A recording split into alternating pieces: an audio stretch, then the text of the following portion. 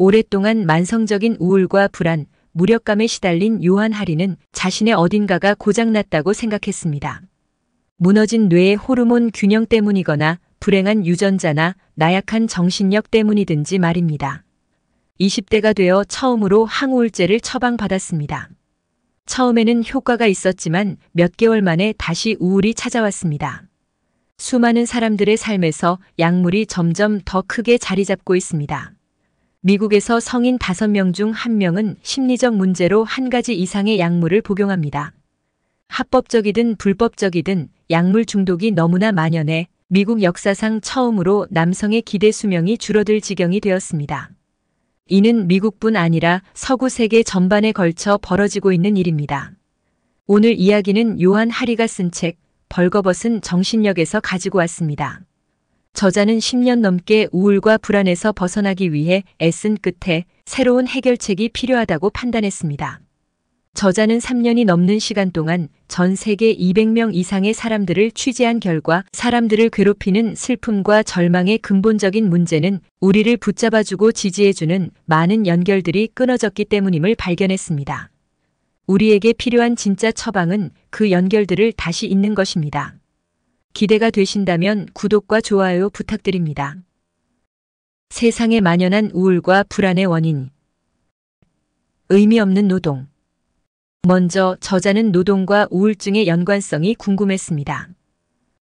필립스는 페인트 가게에서 일합니다. 그의 하루는 언제나 똑같습니다.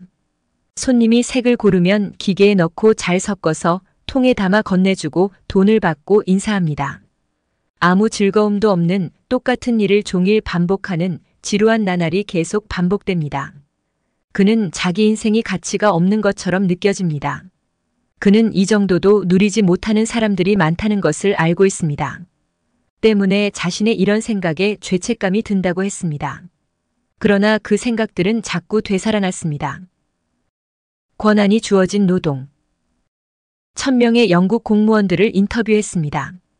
공무원들은 직급에 따라 권한이 다르게 부여됩니다. 수년간 인터뷰를 한 후 놀라운 결과를 발견했습니다. 중대한 결정을 자주 하는 고위 공무원이 스트레스가 더 클 것이라고 생각했지만 결과는 반대였습니다. 고위 공무원들은 하급 공무원들에 비해 심장마비에 걸릴 가능성이 4분의 1밖에 되지 않았습니다. 지위가 높을수록 우울증에 걸릴 확률도 낮아졌습니다. 또한 같은 지위라도 재량권이 많은 사람이 재량권이 적은 사람보다 우울해질 가능성이 훨씬 낮았습니다. 일에서의 최악의 스트레스는 무거운 책임감을 견디는 것이 아니었습니다. 자율성 없이 통제받고 지시받는 것, 의미 없는 일을 반복하는 것이 우울과 불안을 증폭시킵니다. 미래 희망의 소멸. 에이미는 대학 때부터 유능한 친구였습니다. 졸업 후 석사학위를 받고 구직 활동을 했습니다. 그런데 이상하게도 안정적인 직장을 구하지 못했습니다. 그녀는 계약직으로 콜센터에서 일을 시작했고 금요일마다 다음 주 근무 여부를 통보받았습니다. 에이미는 한치도 계획을 할 수 없었습니다. 2달이 지났을 무렵 에이미는 출근하는 버스 안에서 온몸을 벌벌 떨었습니다. 한 발자국도 움직일 수 없는 느낌이었습니다. 지난 수십 년간 더 많은 사람들이 에이미와 비슷한 불안감을 가지게 되었습니다. 당장 내일, 다음 주, 다음 달에 내 일자리가 어떻게 될지 알 수 없어 불안해합니다. 불안정성은 저임금 노동자들 사이에서 시작되었지만 현재 많은 중산층이 고용 안정성 없이 불안하게 일합니다. 그러면서 프리랜서나 기경제라는 그럴듯한 이름을 붙입니다. 미래에 대한 안정성은 이미 사라진 지 오래입니다. 미래에 대한 희망을 빼앗긴 사람들은 우울과 불안으로 빠져들고 있습니다. 개별적 존재로 둥둥 떠 있는 사람들. SNS, 메신저, 메일로 초연결화된 시대이지만 많은 사람들이 외롭다고 말합니다. 시카고 대학의 신경과학자 카치 오포는 다음과 같은 실험을 했습니다. 100명의 참가자들은 일상적인 생활을 하다가 하루 9번 호출기가 울릴 때마다 2가지 행동을 해야 했습니다. 첫 번째는 자신이 얼마나 외로운지 아니면 친밀감이나 유대감을 느끼는지를 쓰는 것이고 두 번째는 그때마다 침을 뱉어 보관하는 것이었습니다. 카치 오포는 데이터를 보고 깜짝 놀랐습니다. 외로움을 느낄 때 침 속의 코르티솔 농도가 신체 폭력을 당할 때와 비슷한 수준이었습니다. 그렇다면 여기서 외로움이란 무엇일까요? 카치오포가 말했습니다. 외로움은 다른 사람들의 부재에서 오는 것이 아니에요. 다른 사람들과 중요한 무엇인가를 자신이 공유하지 못한다는 느낌이죠. 주변에 배우자나 가족, 직장 동료가 있다 하더라도 그들과 서로 의미 있는 공유를 하지 못한다면 외로울 수밖에 없다는 것입니다. 이러한 단절은 전 세계에 퍼져 있고 누구와도 연결되지 못하는 외로움은 사람들을 우울과 불안으로 몰아넣고 있습니다. 우울과 불안은 정신력의 문제가 아닙니다. 우리에게는 완전히 새로운 해결책이 필요합니다. 로제토 사람들. 아마도 이 새로운 해결책은 말콤 글래드웰이 쓴 책 아웃라이어의 펜실베니아의 로제토에서 찾을 수 있을 것 같습니다.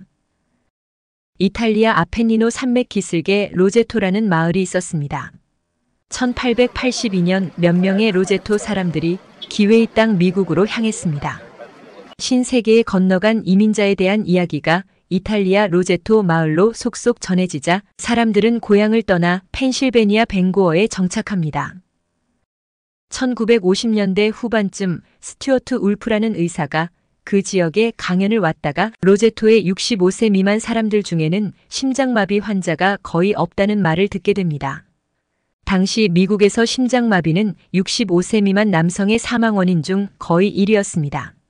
그러므로 어떤 지역에서 심장마비 환자가 그처럼 적다는 것은 불가능에 가까웠습니다.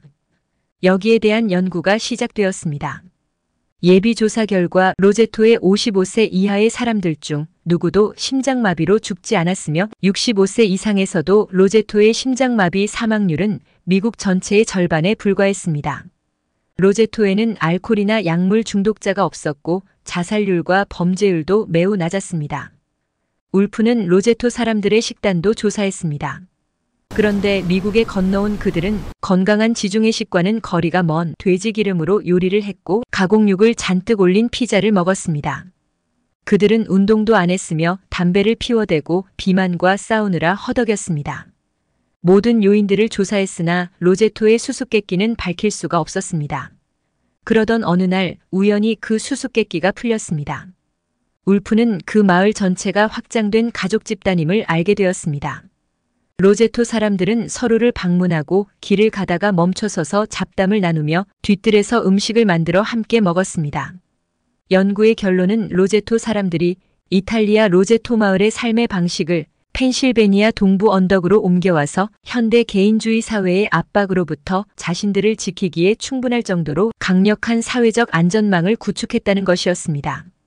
로제토 사람들은 자신들이 만들어낸 서로가 서로에게 연결된 언덕 위의 작은 세계 덕분에 육체와 정신이 온전히 건강할 수 있었던 것입니다.